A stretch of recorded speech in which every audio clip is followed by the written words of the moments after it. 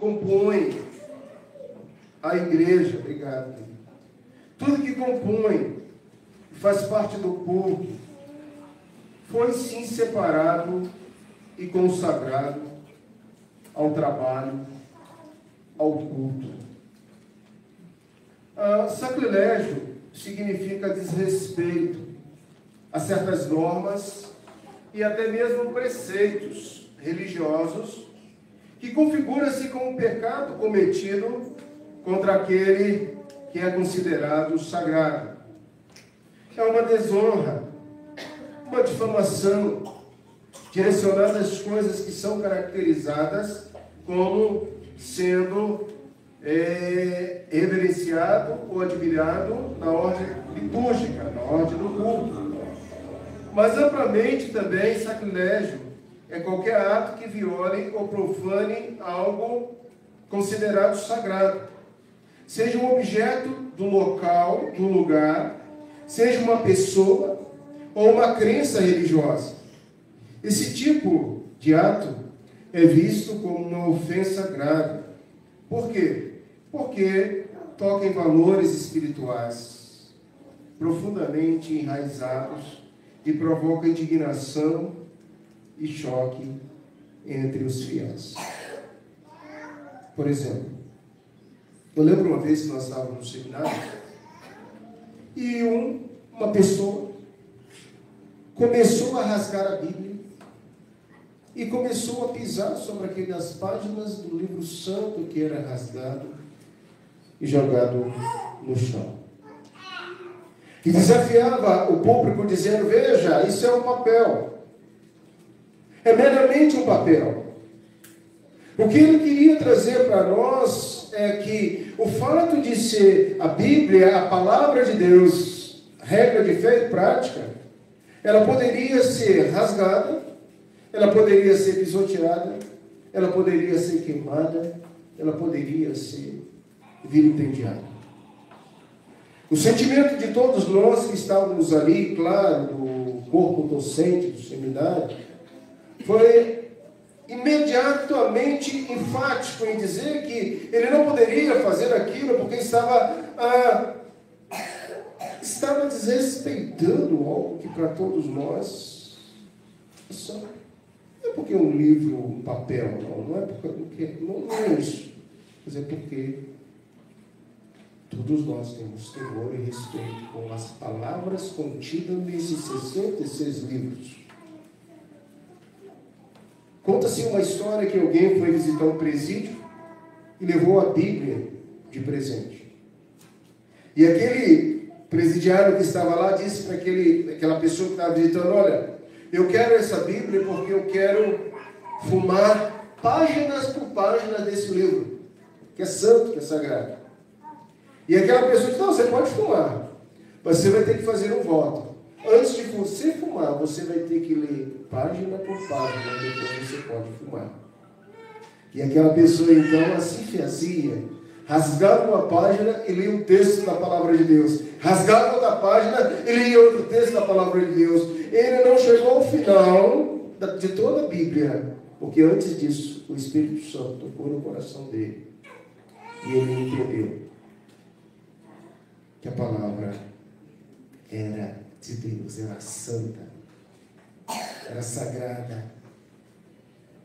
Irmãos, o que essa palavra sacrilégio, que une dois termos, sace, sagrado, elegere, escolher, recolher, traz para nós como pano de fundo para tudo isso que agora o Senhor Deus, no meio de um deserto, na parte de baixo do solteiro do monte, na tenda santuário, chama Moisés e diz ao povo: Moisés, que os meus utensílios são sagrados.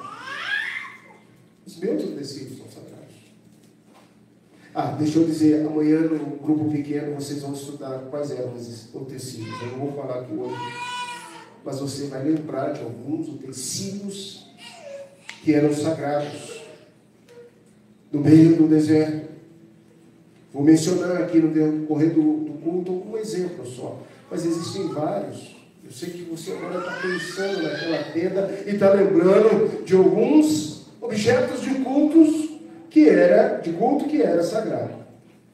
Então, novamente, nós estamos diante, irmãos, de um texto em que o Senhor chama Moisés, ele faz revelações contínuas no meio da tenda santuário, daquele deserto, ao pé do monte, fala com Moisés face a face, diz que o santuário é diferente dos demais lugares e que tudo que compunha ali a organização do santuário deveria realmente ser tratado com reverência.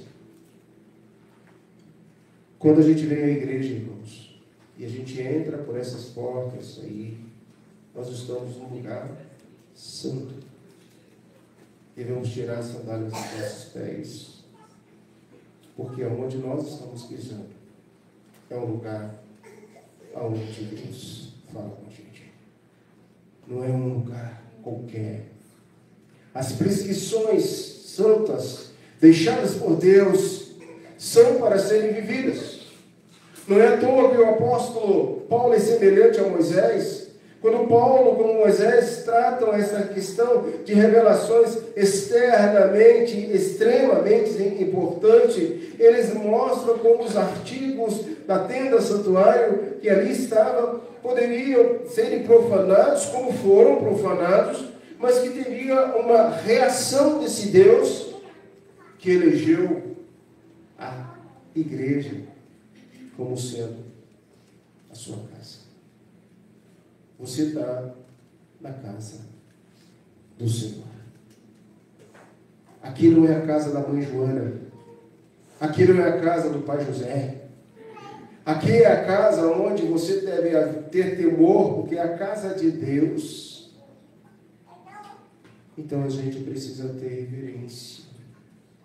Nós devemos até mesmo sacrificar quando cometemos pecados involuntários, por ignorância, como nós estamos dentro desse texto aqui, porque o texto começa dizendo lá no verso de número 15, quando alguém cometer ofensa e pecar por ignorância. O pecado aqui por ignorância, por desconhecer. Se é por desconhecer ou atentado contra Deus, agora imagine, meus irmãos, pecado voluntário, consciente. E até o final eu quero trazer alguns exemplos para vocês, para que isso possa ficar martelado na nossa mente, para que a gente possa cuidar desse espaço com o maior cuidado possível, para que você possa saber que tudo que existe no santuário do Senhor precisa ter zelo. Eu não posso danificar, quebrar, vender, profanar. Eu não posso pegar o meu violão e tocar um pagode, tocar um rock, tocar uma música caipira, sei lá o que você gosta. Eu não posso profanar o piano da igreja. A reverência é um objeto qualquer, inanimado. Cuidado com isso. Porque não é isso que a Bíblia diz. Isso pertence a Deus. Isso não é seu não, meu irmão. Você faz o que você quiser com o seu violão, com o seu teclado. Profana e depois assume as consequências.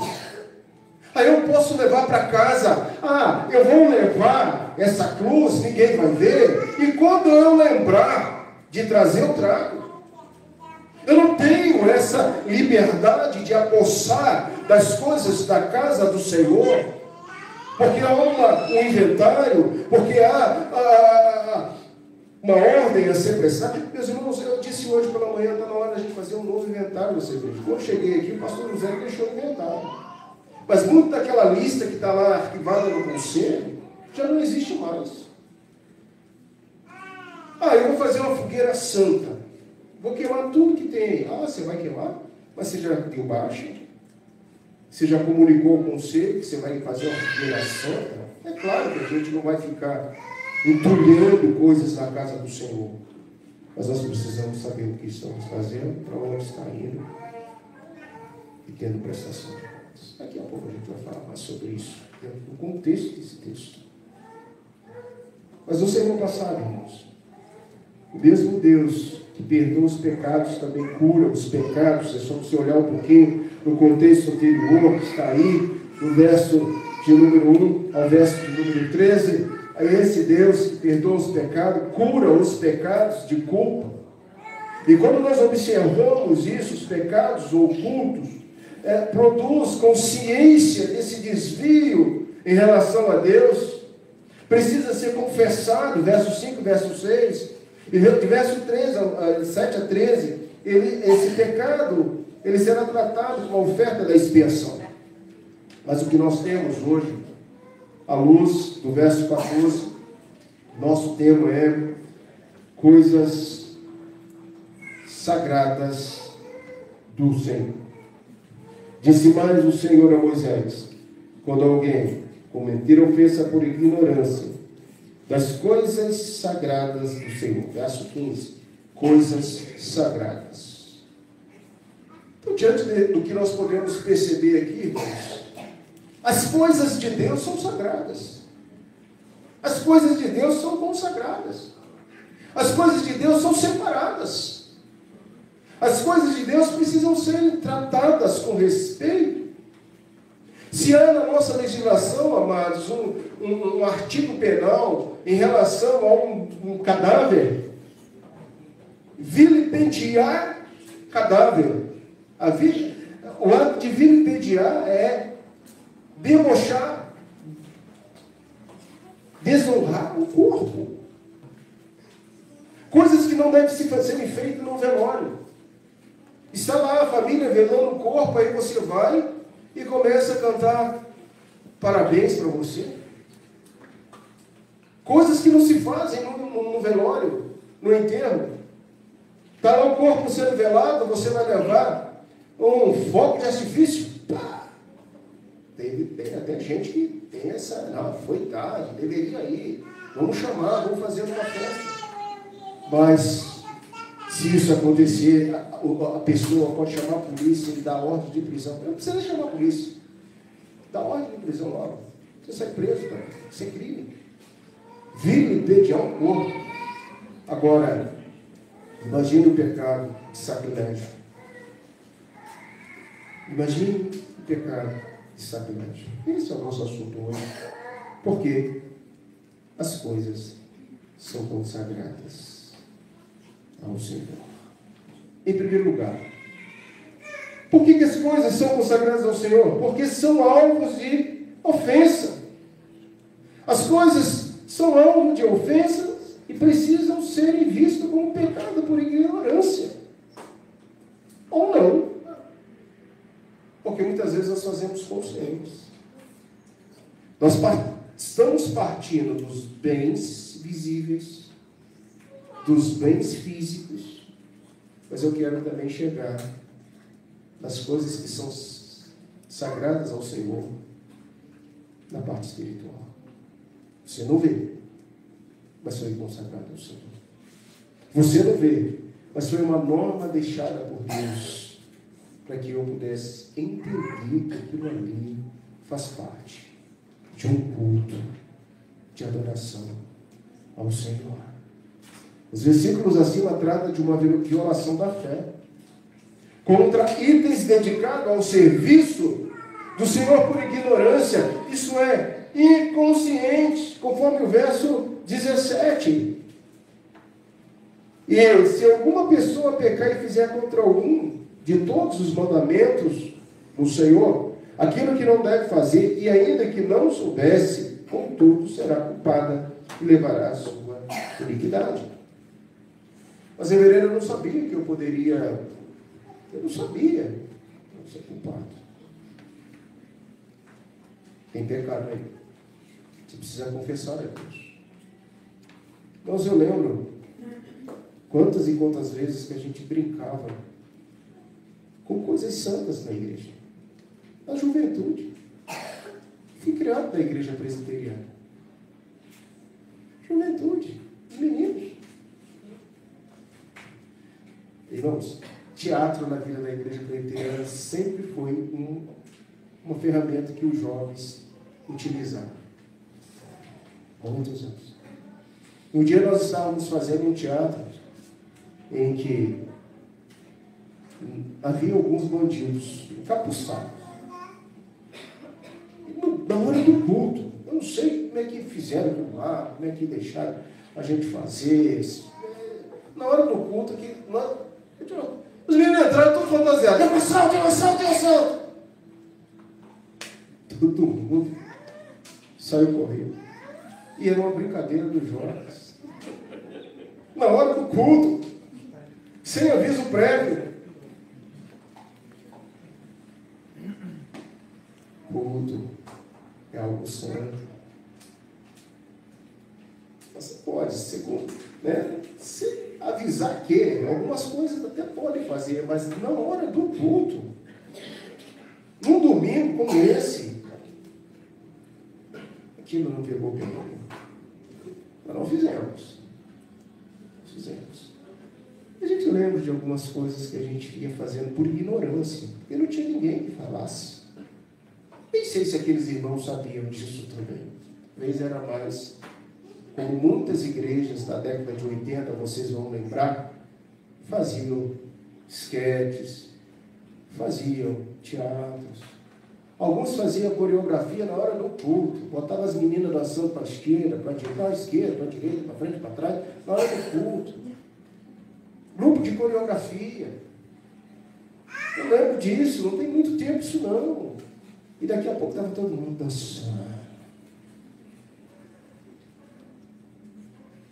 A gente precisa pensar, irmãos, como está sendo a prática litúrgica, de adoração, como estamos usando os utensílios da casa do Senhor.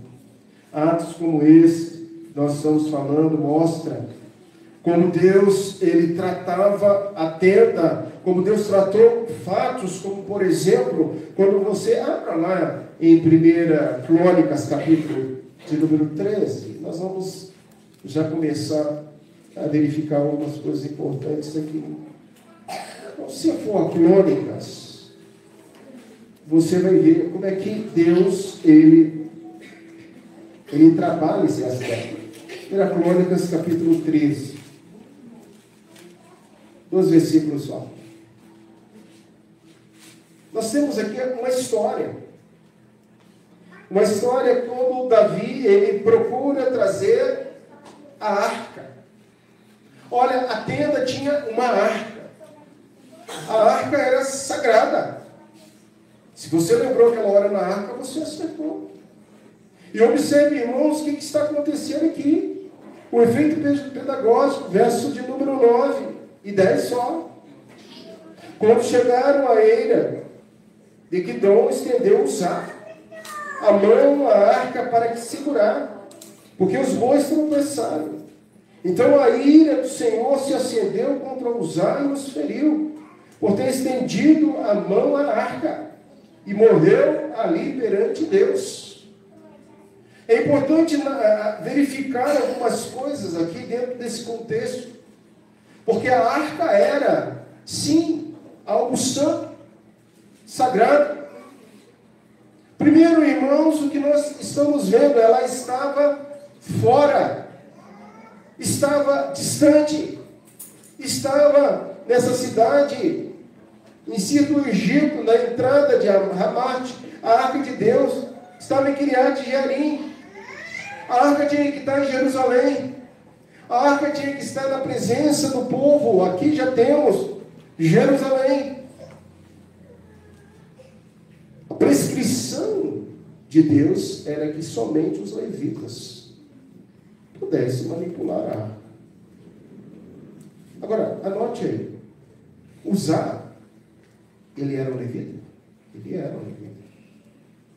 Mas ele era de uma parte dos levitas que não tinha permissão nem de carregar a arca nos ombros. O rei estava plenamente equivocado e fez que esse levita morresse, porque a arca não podia jamais ser transportada numa carroça. O que você vê aí? Por boa intenção, para não deixar a arca cair, Uzá morre. os amava. A ira do Senhor se acendeu. Então Davi havia ordenado a Uzá buscar a arca, cheio de boas intenções, e ele toca na arca inadvertidamente, na arca da aliança, para firmá-la, a fim de evitar que caísse. E precisamos então levantar aqui algumas perguntas avaliativas. Por que Davi mandou Uzá buscar a arca? Essa é uma pergunta. Mandou Uzá buscar a arca da aliança porque ele pretendia trazê-la de volta para Jerusalém. Estava fora de Jerusalém. Para que se representasse a presença visível do Deus no centro da vida do povo. O que havia acontecido do seu governo? A arca havia ficado muito tempo em Kiriat Jearim, esquecida durante o reinado de Saul. Saul esqueceu da arca. Já não estavam mais no deserto, já não estavam mais numa tenda, santuário, e haviam esquecido da arca, algo sagrado. Porém, Davi e o povo cometeram esse erro no transporte da arca. Uzá, que ajudava, estendeu a mão. A intenção de Davi, ao mandar Uzá buscar a arca, era legítima. Trazer a manifestação da presença de Deus para Jerusalém era fortalecer a adoração nacional e o governo. Mas houve falta de cuidado, de obediência no processo de transporte da arca. E isso custou a vida de um levita. Não habilitado, mas de um levita. Uzá era um levita de Abinadab, filho de Abinadab. Mas não há confirmação definitiva de que ele fosse da família específica. E a família específica para conduzir a arca, você lembra? Eram os coatitas. Mas eu sou crente presbiteriano, 400 anos, eu posso pegar essa cruz e vou me queimar. Eu posso pegar essa cruz e levar para uma festa qualquer. Eu posso pegar o violão da igreja, ninguém está vendo. Eu vou sair fazendo uma seresta por aí. Eu sou presbiteriano, eu sou crente.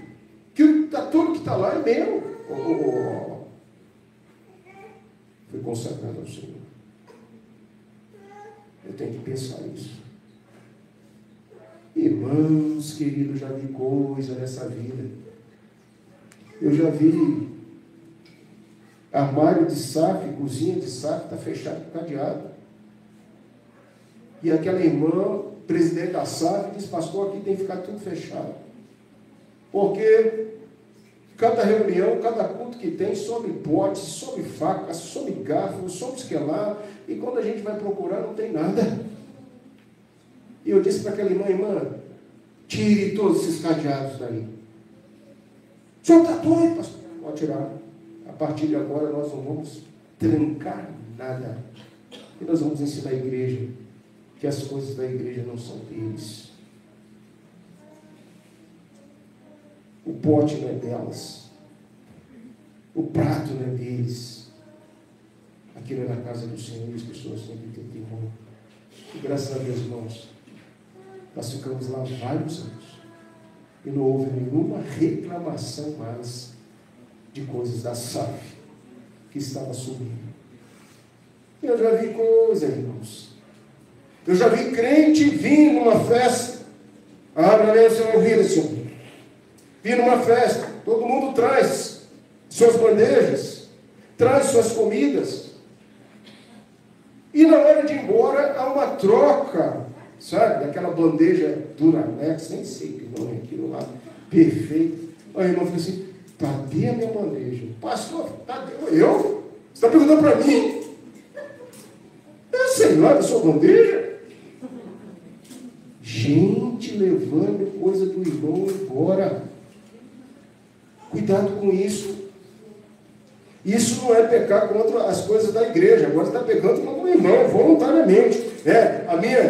A Thalita, quando ela era pequena, ela falava assim, para não dizer que está muito ruim as coisas, a Thalita falava assim: está acabadinho isso aí, pai. Quando ela falava isso, está acabadinho, Eu sabia que ele estava prestando mais. Então o irmão pega a bandeja do outro, que é novinha, deixa dele acabadinha para o outro levar. Eu já vi coisa, irmãos. Isso é pecado. Isso é atentado contra Deus. Cuidado com aquilo que você faz dentro da igreja, na casa do Senhor. É cômico, mas é verdade. Isso acontece. Às vezes a gente tem que parar, ver um texto desse, porque Moisés está ali falando, né? Porque Deus está falando para Moisés, fala do pecado do sacrilégio, porque vai ter muita gente que não vai ter respeito dentro da igreja, não vai ter respeito com o irmão, não vai ter consciência daquilo que aquilo ali não me pertence. Eu já perdi uma aula, quem perde, né? Não é o pastor, mas saiu uma pessoa da igreja por causa de pote de cozinha. Falou tanto, chorou tanto, que eu disse assim: que pote é esse, não? É um tal poré, não sei se você fala esse negócio. O que é isso, não? Ah, isso é caro. Quanto custa isso? Vai lá, compra, dá para essa conta. Compra, dá para essa conta. E ela saiu da igreja por causa de poré. Eu já vi coisa, gente. E a Bíblia ensina isso para nós. Dentro da igreja, não é nosso. Dentro da igreja do Senhor. E se é seu, cuide. Se você vai trazer, irmãos, o meu conselho é: marca lá, escreva o seu nome bem grande, fulano de tal, porque eu quero ver alguém ler lá, fulano de tal, ele vai embora. Tem um cacetinho aqui lá, jeitinho. Até que a igreja entenda, tenha educação. Em primeiro lugar, irmãos, a gente está vendo aqui consequência. A ira do Senhor se acendeu sobre a vida de Uzá. Mas eu quero dizer algo sobre essa questão da arca ainda, para a gente passar para o segundo ponto. Aparentemente, Davi aprendeu a lição de que no manuseio da arca era atribuição exclusiva dos levitas habilitados, dos coatitas. Quando Davi mais tarde fugiu de Absalão, ele se assegurou de que apenas os sacerdotes e levitas carregassem a arca agora nos ombros. Foi pedagógico para o rei. Mais uma morte atribuída às costas de Davi, por ignorância. Sim, pode ser, mas por pecado contra Deus, por atentado contra Deus. Quer ver isso aí? Você está ainda em Crônicas? Vai agora a 2 Crônicas 26.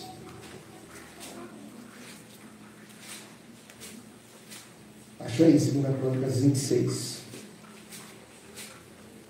Veja o verso 16. Leia do 16 ao 18. Mas havendo-se fortificado, exaltou-se o seu coração para a sua própria ruína, e cometeu transgressões, certo, contra o Senhor seu Deus, porque entrou no templo do Senhor para que queimar incenso no templo, no altar do incenso. Porém o sacerdote Azaria entrou após ele, com 80 sacerdotes do Senhor, homens da maior firmeza, e resistiram o rei Uzias, e lhe disseram: ai de ti, Uzias, não compete queimar incenso. Olha a fala de Davi: perante o Senhor, mas aos sacerdotes, filhos de Arão, que são consagrados para este mistério, sai do santuário, porque transgrediste, nem será isso para a honra tua da parte do Senhor Deus. Agora esse rei aqui, ele é cometido de lepra, porque ele queria fazer algo que não era permitido a ele, e Davi exorta. Davi aprendeu a lição. A gente precisa aprender algumas lições da vida da gente, irmãos. Porque, em segundo lugar, coisas sagradas do Senhor são avaliados e remunerados quando são destruídos. Vamos voltar para o nosso texto agora. Volta lá para Levítico. Observe o verso 15. Quando alguém cometer, finalzinho do verso 15, ofensa e pecar por ignorância das coisas sagradas do Senhor, então trará ao Senhor, por oferta do rebanho, um carneiro sem defeito, conforme a tua avaliação, em ciclo de prata, segundo o ciclo do santuário, como oferta pela culpa.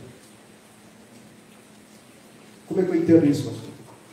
Pastor, eu levei por engano algo santo consagrado e estragou. Eu não tenho como devolver mais aquilo.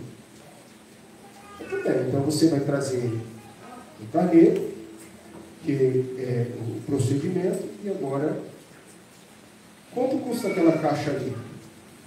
R$2.000? Ok, R$2.000.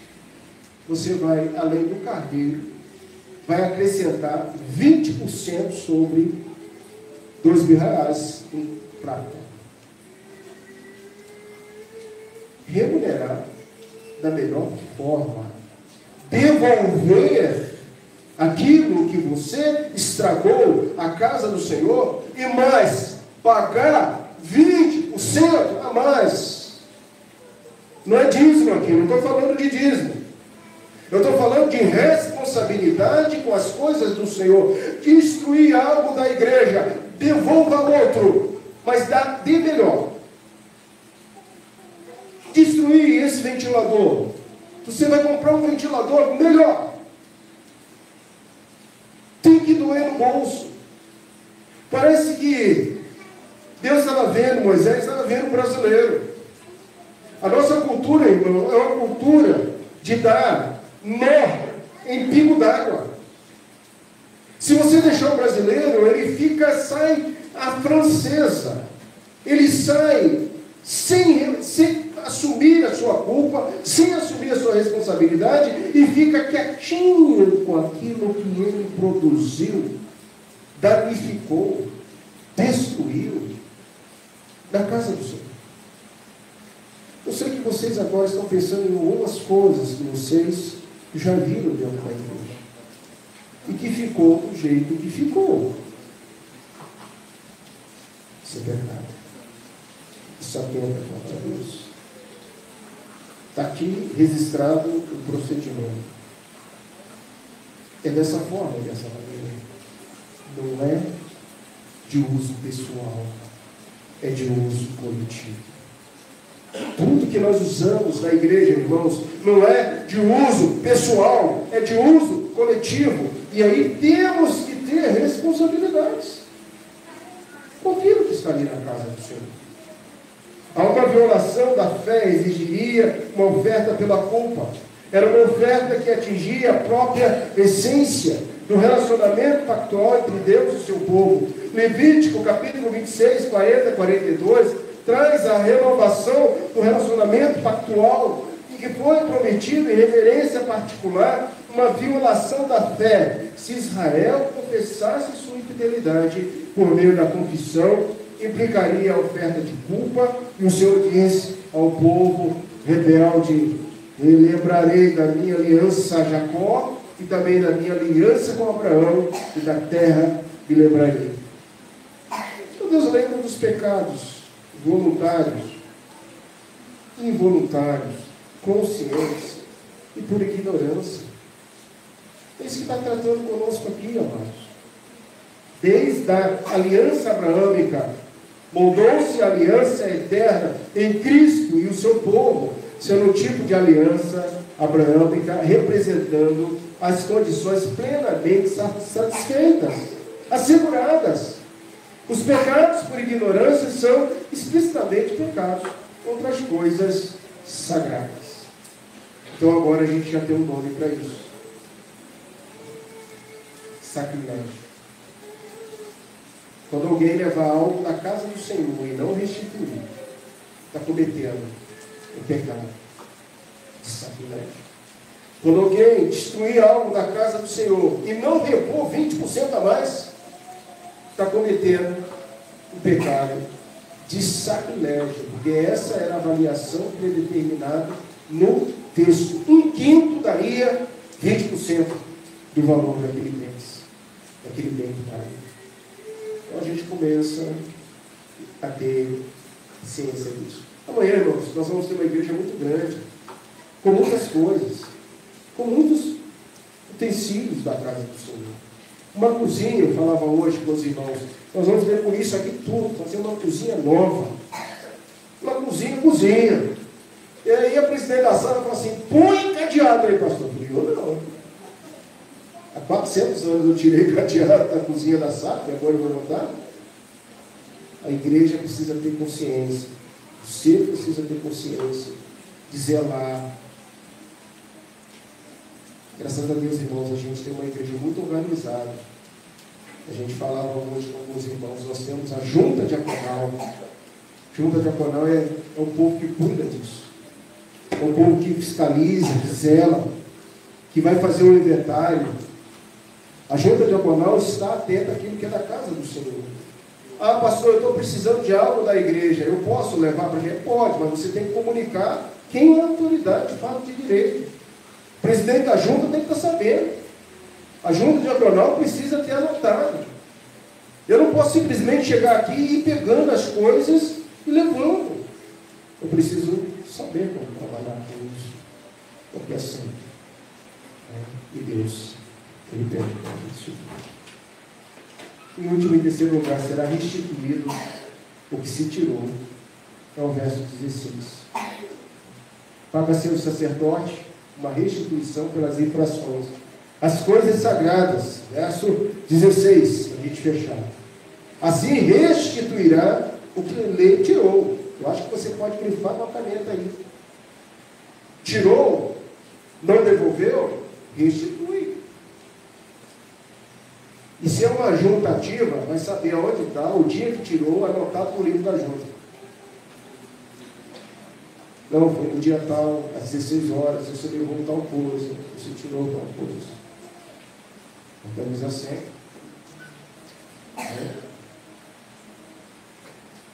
Você pode ver aí que o ofendido, 6,5, precisava estar reconciliado com o irmão e com a ordem do altar. Moisés prescreve o carneiro como oferta. Pela culpa, os carneiros também eram aceitos pela oferta de holocausto e oferta pacífica. E o carneiro, como líder do rebanho, é um termo genérico que nós podemos ver, que fala da espécie, um cordeiro macho, apropriado para uma oferta pela culpa.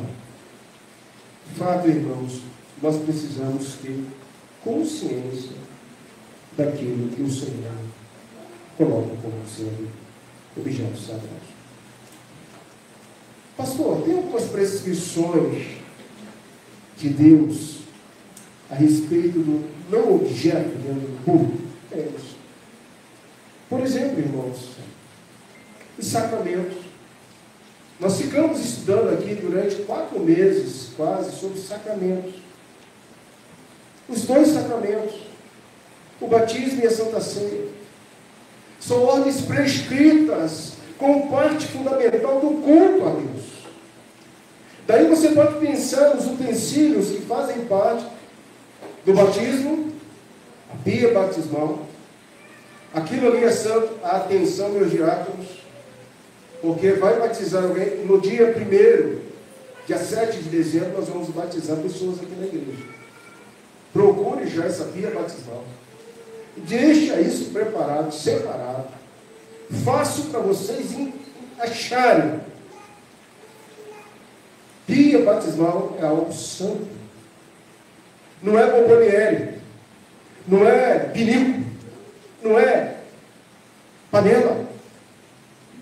Não é qualquer vasilha que você tem. Não é balde. Pode trazer um balde, mas não põe no irmão. Atenção com isso. Atenção, meus queridos irmãos diáconos. Por quê? Porque é a função deles. Eu estou falando isso para eles. Com aparelhos da ceia do Senhor. A bandeja de Santa Ceia. O local onde coloca os pães. O lencinho. O higiene. A forma de apresentar. Ser culto ao Senhor. Mas muito mais quem vai adorar o Senhor participando da comunhão e participando do batismo. Parte integrante de um culto ao Senhor. Sacramentos. Se eu viola uma norma descrita por Deus, de batizar ou não batizar, eis a questão. Hoje foi tão importante ali, irmãos, nós saímos aqui quase 1h da tarde.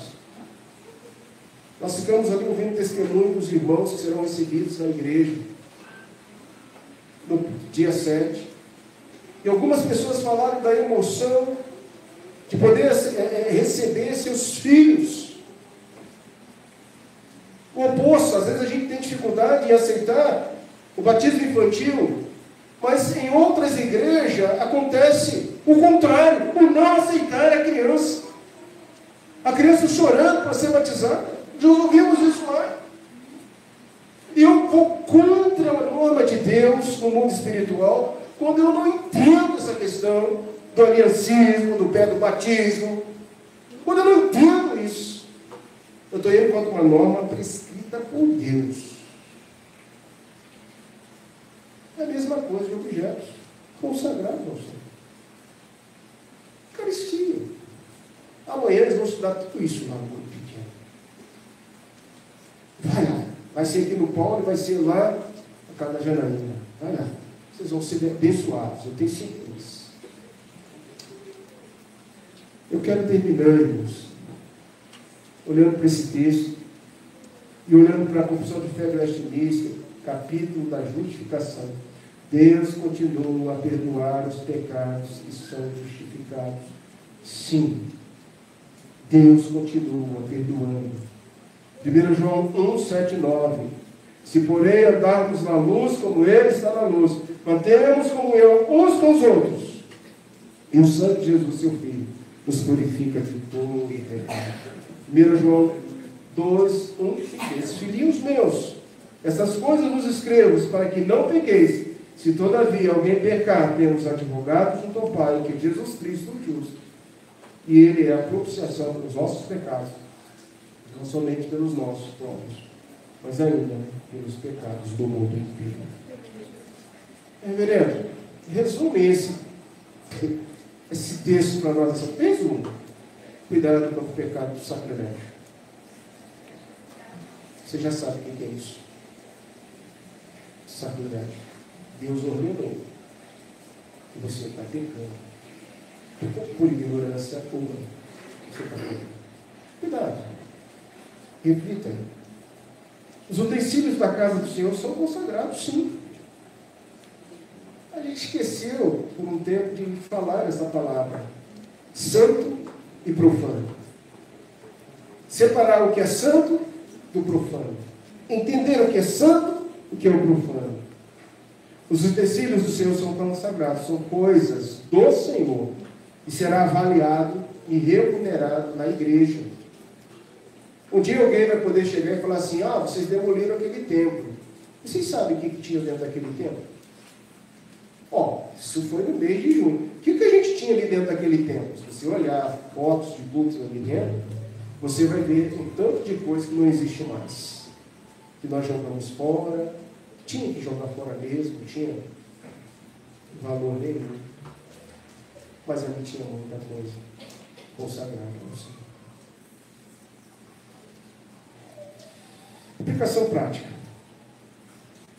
3 princípios práticos desse texto. Primeiro, reconhecimento da transgressão involuntária. Voluntariamente a gente comete pecados, irmãos. O texto destaca que mesmo pecados cometidos por ignorância, especialmente contra as coisas sagradas do Senhor, precisam ser reconhecidos e confessados. Senhor, eu destruí o teu patrimônio, Senhor. Irmãos, é tão triste. Eu tenho visto lá a administração do meu condomínio mostrando que as áreas comuns do meu prédio são as áreas comuns mais danificadas. Crianças entupindo os banheiros, crianças pegando bola, botando no local onde não poderia, falta de higiene. Esse povo é civilizado. Agora, você imagine dentro da igreja. Na segunda-feira, a zeladora vem para a igreja e ela vê o tanto de chiclete você mascou no culto e colocou debaixo do banco. Passa a mão debaixo banco, vê se você acha algum chicletinho colado aí. Porque isso sempre foi uma falta de educação do presbiteriano. Mascar chiclete na hora do culto e colocar debaixo do banco. Imagina a zeladora, na segunda-feira, vindo aqui, copos espalhados por toda parte desse templo, na cadeira, no banco, no chão. Dá vergonha, meus irmãos. Eu já vi irmãos oficiais, depois do culto, recolhendo copos e mais copos, porque você bebe a sua aguinha aí, você deixa por aí espalhado. Cuidado, você está no lugar santo, vamos zelar esse negócio. Pátio da igreja. Nós estamos nos preparando para um novo tempo, uma nova realidade, a nossa responsabilidade dobra. Talvez se eu não pregasse nesse texto, eu não ia nunca falar isso para vocês. Mas o texto me empurra a dizer essas coisas. Porque isso chama pecado e sacrilégio. Segundo, oferta de expiação justa e sem defeito. Crente que é crente tem que botar a mão no bolso. Você tem que botar a mão no bolso. Pare de ser mesquinho. Eu preciso de um bom som. O Marcos morreu de rir quando ele esteve aqui. Eu falei para ele: Marcos, você lembra dessa mesa aí? Eu falei: lembro, reverendo. Mas você sabe que essa mesa está suprindo um furto que a gente teve aqui? Lembro. Foi eu que deliberei para que viesse para cá. Mas essa mesa aqui, irmão, de som, eu fui pastor 7 anos lá no Lago Azul. 7 anos. Vim para cá, no segundo ano roubaram o nosso somzinho, que era um negócio pequenininho, sem graça, mas que era bom. Era sem graça. Roubaram aquele negócio. Já estou aqui quase 8 anos, já que passou de vocês, essa mesa está aqui. Até quando essa mesa vai ficar aí? Põe a mão no bolso, meus. A gente vai ter tempo novo. Oferta. Isso aí é coletivo. É isso que o texto está falando. Eu tenho que reconhecer isso aí. Eu tenho que ofertar. E a minha oferta tem que ser justa, sem defeito, com valor. Em ciclo de prata. Você não vai ver em nenhum outro texto falando isso. Dê dinheiro, dê prata. Mas vai dar prata para educar o bolso. Alguém estragou. Alguém desfraudou aquilo ali que era santo. Meus queridos, a quando a gente vai ficar no armadurismo? Aí a gente quer bênção, a gente quer riqueza, a gente quer prosperidade. Terceiro lugar, restituição com acréscimo, sim. Além do sacrifício, uma pessoa que pecou deveria restituir o que foi tirado das coisas sagradas e acrescentar um quinto do valor. Isso implica que o arrependimento genuíno envolve a reparação completa, uma penalidade simbólica, ressaltando a seriedade do pecado e do cuidado com o sagrado. Esses princípios refletem justiça, misericórdia, santidade de Deus e a importância da reparação, tanto espiritual quanto material, no processo de perdão e de reconciliação. Amém? Agora, o que nós vamos levar para a nossa semana? Eu espero que você já esteja preparando para estudar as Institutas de Calvino. A partir do ano que vem, em fevereiro, você que pode, você que quer crescer, entender a nossa doutrina, não poderá faltar um novo marco na vida dessa igreja. Nós vamos zerar pela honra e glória de Deus a confissão de fé do Estilista e começar a estudar as Institutas de Calvino. São 4 livros. Eu não sei quando a gente vai ter isso, se eu vou terminar isso aqui nessa igreja. São 4 livros. Mas no livro 2, capítulo 15, 4 e 5, ouça o que Calvino escreveu lá. Ele escreveu assim: quando dizemos que a graça nos foi concedida pelo mérito de Cristo, queremos dizer o seguinte: por seu sangue fomos purificados, e a sua morte foi uma expiação pelos nossos pecados. Se o efeito de seu derramamento de sangue é que nossos pecados não sejam imputados a nós, segue-se que o juízo de Deus foi satisfeito com esse preço. Isto prontamente mostra que se diminuiu muito a graça de Cristo se não admitimos que seu sacrifício teve o poder de expiar, aplacar e prover a satisfação. O que Calvino está falando a respeito disso tudo que nós estamos pecando? Estudando e analisando o pecado aqui, né? Calvino está dizendo assim, que até mesmo o pecado de sacrilégio foi satisfeito em Cristo Jesus. E o dono da igreja diz: eu velo pela minha igreja, eu cuido da minha igreja, eu amo a minha igreja, eu vejo o que acontece dentro da igreja, é a minha casa. E se você não entende isso, você está diminuindo todo o trabalho de Cristo Jesus. Não é graça. Não é graça. Se não admitirmos isso, o sacrifício de Cristo não teve eficácia nenhuma em aplacar a ira de Deus. Lembra lá, Levítico morreu. E tem muitas igrejas com crentes mortos, porque estão brincando com as coisas santas. Feche os seus olhos agora, Deus. Deus, obrigado por esse texto, Pai. Obrigado porque isso nos exorta a ter cuidado com as coisas que não são nossas, a ter cuidado com a tua casa, a ter zelo, Senhor. Ó Deus, abençoa a nossa igreja, o nosso povo, Senhor. E nós possamos ter esse diferencial, sim, de zelo, de cuidado.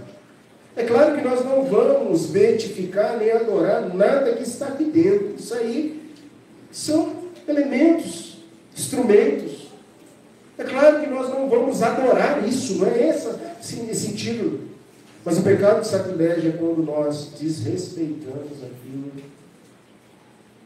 que não nos pertence e queremos, como aquele rei Uzias, fazer coisas que não estamos habilitados para isso.